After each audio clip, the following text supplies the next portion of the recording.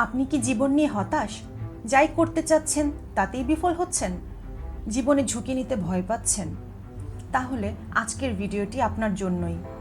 আপনাদের প্রথমেই মাথায় রাখতে হবে সফলতার জন্য একটি জিনিস খুব প্রয়োজনীয়, আর সেটি হলো ঝুঁকি নেওয়ার ক্ষমতা।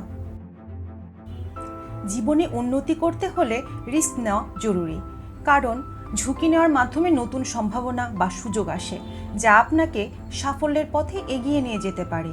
নিজের সীমাবদ্ধতা অতিক্রম করার জন্য ঝুঁকি নিতে হয়। এতে আপনি নিজের দক্ষতা এবং মানসিকতা বৃদ্ধি করতে পারেন।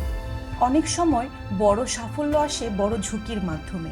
যারা বড় বড় সিদ্ধান্ত নিতে ভয় পায় না, তাদের উন্নতির সম্ভাবনা বেশি থাকে। রিস্ক নিয়ে সফল হওয়ার অনেক অনুপ্রেরণার গল্প রয়েছে। আজকে আমি আপনাদেরকে স্টিভ জবসের গল্প শোনাতে চাচ্ছি। স্টিভ জবস ছিলেন অ্যাপল ইনকর্পোরেটেডের সহ-প্রতিষ্ঠাতা এবং প্রযুক্তি জগতে বিপ্লব সৃষ্টিকারী একজন। তার জীবনের কিছু বড় রিস্ক এবং সাফল্যের কাহিনী রয়েছে। 1976 সালে মাত্র 21 বছর বয়সে স্টিভ জবস তার বন্ধুর সঙ্গে মিলে অ্যাপল প্রতিষ্ঠা করেন। তৎকালীন সময়ে কম্পিউটার ব্যক্তিগত ব্যবহারের জন্য জনপ্রিয় ছিল না এবং এই উদ্যোগটি ছিল একটি বিশাল বড় ঝুঁকি। কিন্তু তিনি নিজের স্বপ্নে বিশ্বাস রেখেছিলেন এবং প্রোডাক্ট ডেভেলপমেন্টের অসীম সময় ও শ্রম ব্যয় করেছিলেন। ফলস্বরূপ অ্যাপল খুব দ্রুত জনপ্রিয় হয়ে ওঠে এবং পিসি শিল্পে বিপ্লব নিয়ে আসে। 1985 সালে জব অ্যাপল থেকে বেরিয়ে আসেন যখন বোর্ডের সঙ্গে তার মতবিরোধ হয়। এটি ছিল একটি বিশাল আঘাত, কিন্তু তিনি থেমে যাননি। তিনি নেক্সট নামে একটি নতুন কোম্পানি প্রতিষ্ঠা করেন, যা পরবর্তীতে অ্যাপলের জন্য অত্যন্ত গুরুত্বপূর্ণ প্রযুক্তি নিয়ে আসে। এর কিছুদিন পরেই তিনি পিক্সার অ্যানিমেশন স্টুডিও কিনে নেন এবং সেখানে রিস্ক নিয়ে নতুন এক ধরনের ডিজিটাল অ্যানিমেশন শুরু করেন।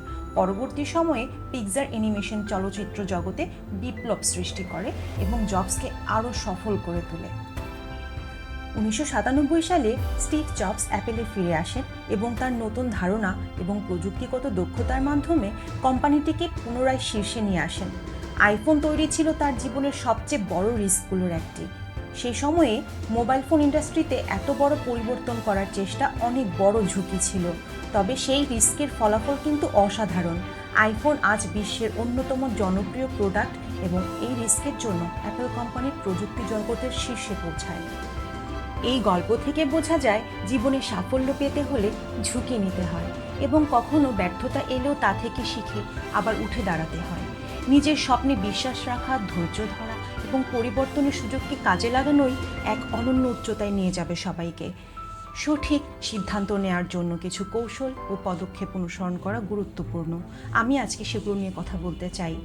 যে কাজটি প্রথমেই করা জরুরি সেটি হলো তথ্য সংগ্রহ করা। সিদ্ধান্ত নেওয়ার আগে প্রয়োজনীয় তথ্য সংগ্রহ করুন। যে বিষয়ে সিদ্ধান্ত নিতে হবে সেই সম্পর্কিত সমগ্র তথ্য সংগ্রহ করা জরুরি। এতে আপনার সিদ্ধান্ত যুক্তিসঙ্গত এবং ভিত্তিসম্পন্ন হবে।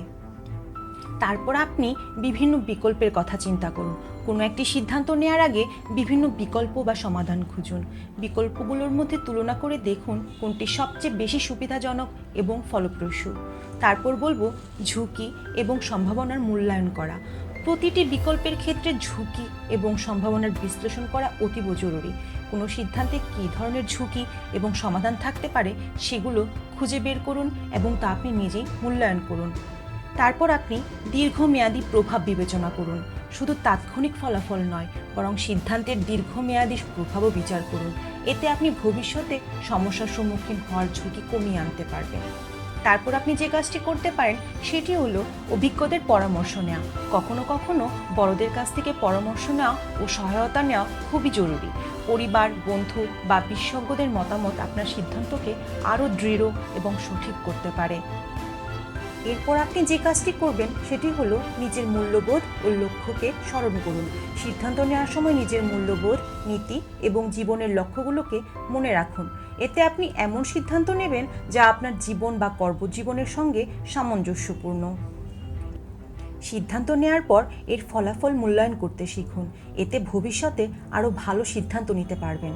সঠিক পরিকল্পনা এবং তথ্যের ভিত্তিতে সিদ্ধান্ত নেওয়া গেলে সফলতার সম্ভাবনা অনেক বেড়ে যায়। পরিশেষে আমি একটি কথা জিজ্ঞাসা করতে চাই, আপনার কাছে কি আছে? 2000 টাকা আছে? তাহলে সেটি নিয়েই নেমে পড়ুন, কিন্তু লক্ষ্য ও উদ্দেশ্যকে বড় রেখে এগিয়ে যান। সাফল্য আসবেই।